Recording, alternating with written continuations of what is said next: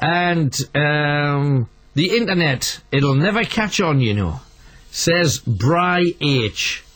The Lighthouse, Metro Radio in a Crisis, is suggesting bringing Richard in to talk about aliens. Do you know, in the 4 or 5 minutes that Richard is on, we get more complaints to get him off air, and you want him to bring him into the studio? I don't think so. And it's not Robert from Rossies, it's Richard from South Shields we have on 5. Hiya, Richard. Hello. Hello there. Hey, I didn't know I was communicating with aliens, like.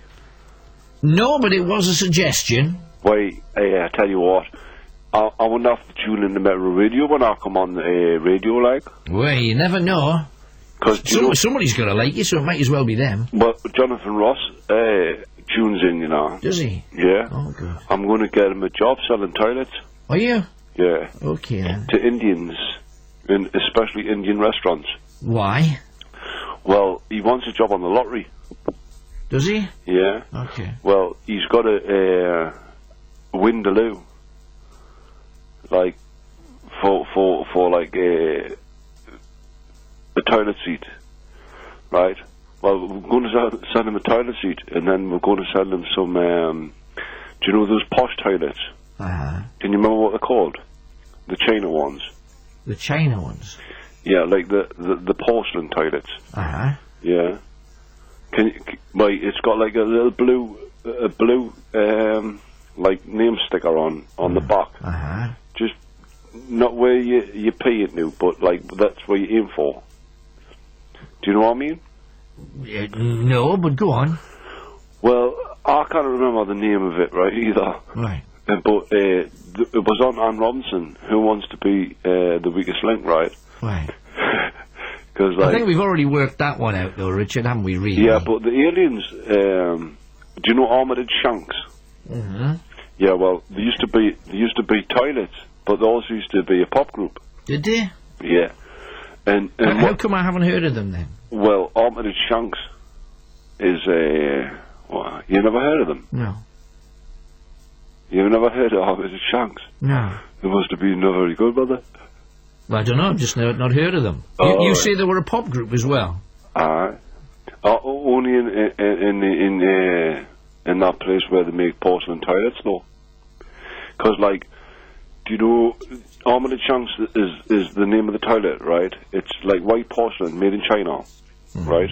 Well, obviously, you only work on computers and that up till the point in which you don't know much about stuff like that, right? So anyway, I was thinking about it. Do you know Tutankhamun and that? No, I've never met him. Well, do you know what he died with? He died with pneumonia, right? Right. And the curse of Tutankhamun was the fact that all of these things that were global warming and stuff, you get advanced pneumonia to the point in which when you're sitting in somewhere like the back of a car, somewhere like the Great North Run, you sweat. Hang on, two things. First of all, Tutankhamun never sat in a car, and secondly, you don't drive the Great North Run.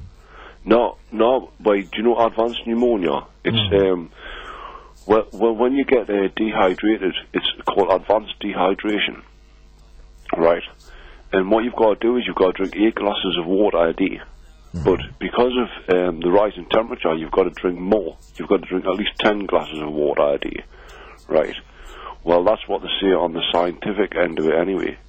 And they turn around and say, if you get through all of this, and you get all of these stuff that you can do, like boil water, and if you've got 6 billion people on the planet, right, and they drink water, which we can't drink salt water, but you can feed things like plants with it, if it's boiled.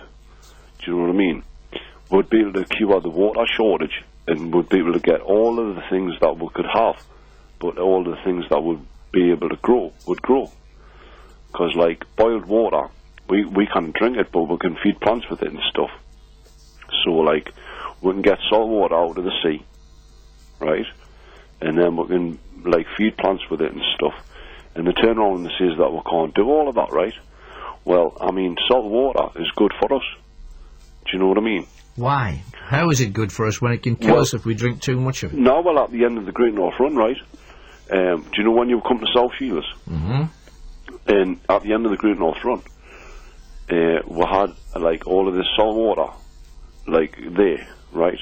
Now, when you go skinny dipping or whatever, you only get it up the ankles, right? Now, all of that stuff with like deep vein thrombosis and stuff, it can cure all of these things like deep vein thrombosis. How? Well, salt water in something like a wound, right? Do you know how Deep vein thrombosis has got nothing to do with a wound. Well, why have you got to put salt water in your mouth for to swill your mouth out when you've got something like toothache?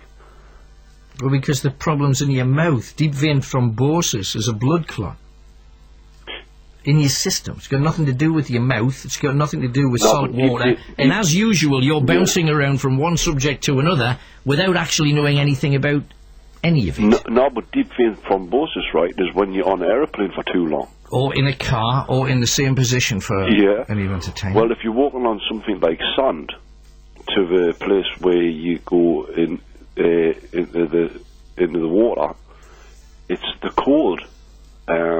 Because of technology, that we know that if you make things cold, right? Because the North Sea is really cold, right? Not always. Well, the temperature of the human being is 37 degrees, right, as a working temperature.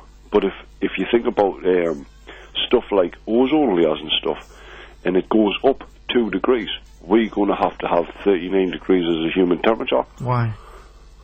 Because we'll not be able to survive. Why?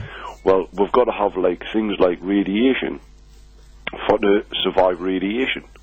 Hang on. Like we've got to have radiation to survive radiation. Radiation can kill us if we don't use it in the right way. No, but our immune system has to have something like what you don't know about, but you're going to talk about it anyway. No, you're not, Richard. Thanks for coming on. 0191488 3188. Let's talk about eggs and radiation and the plug at the bottom of the sea that you pull out and it goes in there, and that will cure mankind of cancer. And you sit there thinking, does he know what he's talking about? In my experience, he hasn't so far. However, our next ringer-innerer, we're in trouble. It's Christina from Otterburn. Hi, Christina. Hello. Hello, welcome back. Well, I don't know how you can stand that Richard. Right.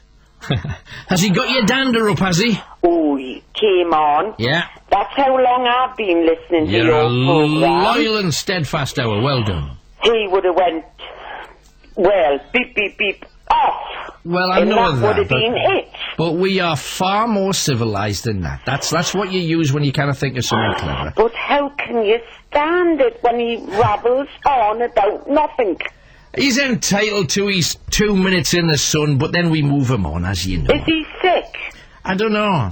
I really haven't. Some people seem to think that he knows what he's going to talk about. My view is that he actually doesn't. He has an idea that he just wanders around. Sorry for him, the poor soul. Well, there you are, you see. Oh, anyway, what have you got for me, Chris? Right.